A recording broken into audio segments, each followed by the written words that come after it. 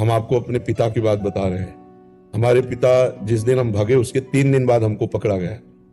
खोजबीन सब शुरू हुई तो 3 दिन बाद पकड़ा गया कि एक गोरा लड़का है वहां जंगल में देवी के मंदिर में रह रहा है। तो पहले बड़े भाई आए तो उनको तो कठोर शब्दों से कह के, बहुत विवेक प्रवीण था, बचपन में भी बहुत विवेक प्रवीण था, मतलब प्रवीण ना होता तो संसार की यात्रा काटते हुए भगवान ऐसे कैसे लाते। तो जब पिताजी आए तब हम मिल गए, क्योंकि वो एक कठोर स्वभाव के और बहुत धर्मात्मा पुरुष थे। उनकी हम आंखों में कभी आंसू नहीं देखा।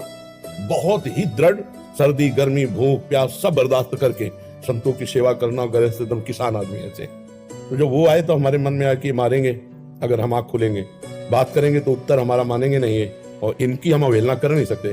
तो आंख मूंद के बैठ गए। जो ही देखा पिताजी आ रहे तो आंख मूंद के बैठ। वो नजदीक आए अपने स्वभावश, उठ खड़ा हो, नहीं खड़े, खड़ा हो, नहीं खड़े।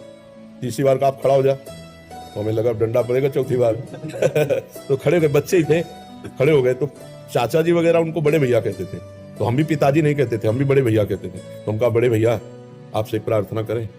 उनका बताओ। हम कहा ये जिंदगी भगवान के नाम है, आप चाहे काट डालो ना घर जाएंगे ना आपकी बात मानेंगे।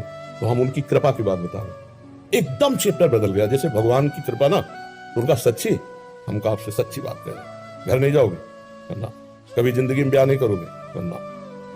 बोले खड़े हो जाओ, खड़े हो जाओ। ऐसे छाती से लगाया, कहा राम राम राम, 3 बार ऐसे छाती से राम राम राम ऐसे कहा। तो कहा जाओ, अगर ऊसर में भी बैठोगे तो फूलों की वर्षा हो, जाओ, जिंदगी में कभी तुम्हारा कोई बाल बांका नहीं कर सकता। पर एक बात ध्यान रखना, अगर आप बाबाजी बनते हो तो हमारा आशीर्वाद, ऊसर में भी बैठोगे तो फूल बरसेंगे, और जिंदगी में कोई बाल बांका तुम्हारा नहीं कर सकता। और अगर कहीं किसी की बहन बेटी देखी तो फिर तो हमका जिंदगी में आप इस बात को कभी नहीं सुनोगे। वो तो पधार गए, कई वर्ष हो गए उनको पधारे हुए, पर उनका आशीर्वाद, माता पिता का आशीर्वाद भगवान का आशीर्वाद होता है।